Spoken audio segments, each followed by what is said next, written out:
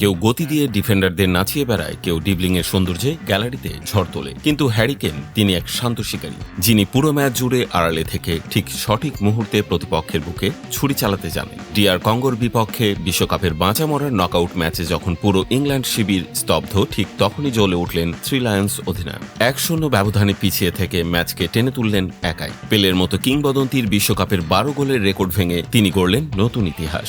আগামী 5 জুলাই মেক্সিকোর মুখোমুখি হওয়ার আগে প্রতিপক্ষ শিবিরের জন্য কেইন এখন মূর্তিমান আতঙ্ক।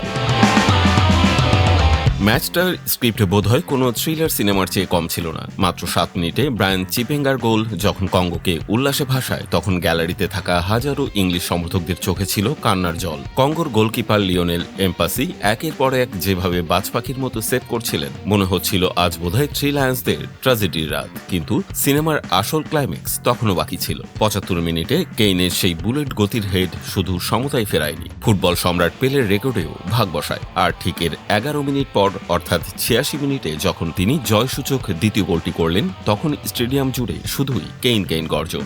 এক ম্যাচে জোড়া গোল, পেলেকে পেছনে ফেলা আর দলকে বিশ্বকাপের শেষ 16তে তোলা সবই করলেন লন্ডনের ওয়ালথামস্টো থেকে উঠে আসা ছেলেটি।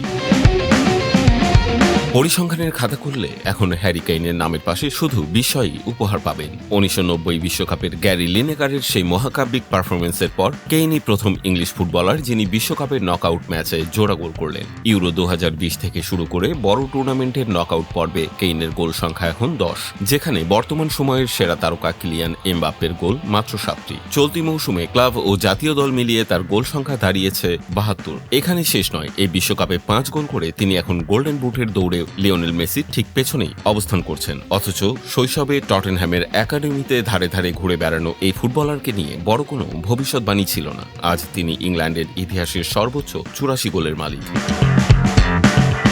ইংল্যান্ড দল মানেই যেন এক বুক প্রত্যাশা আর হাজারো সমালোচনা, কিন্তু কোচ টমাস টুখেলের অধীনে এই কেইন যেন অনেক বেশি পরিণত। ম্যাচ শেষে টুখেল স্পষ্ট বলেছেন, কেইনের গোলের ক্ষুধা একজন ক্ষুধার্ত শিকারীর মতো, আর কঠিন সময়ে দলকে টেনে তোলার ক্ষমতায় তাকে বাকিদের চেয়ে আলাদা করে। তবে কেইনের ম্যাচ পরবর্তী বার্তাটি ছিল আরো চমৎকার। সতীর্থ অ্যান্টনি গর্ডন জানান, ম্যাচ শেষে কেইন সবাইকে ডেকে বলেছিলেন, এই জয় হয়তো টুর্নামেন্টে জেতায়নি, কিন্তু এই আনন্দটা উদযাপন করা জরুরি।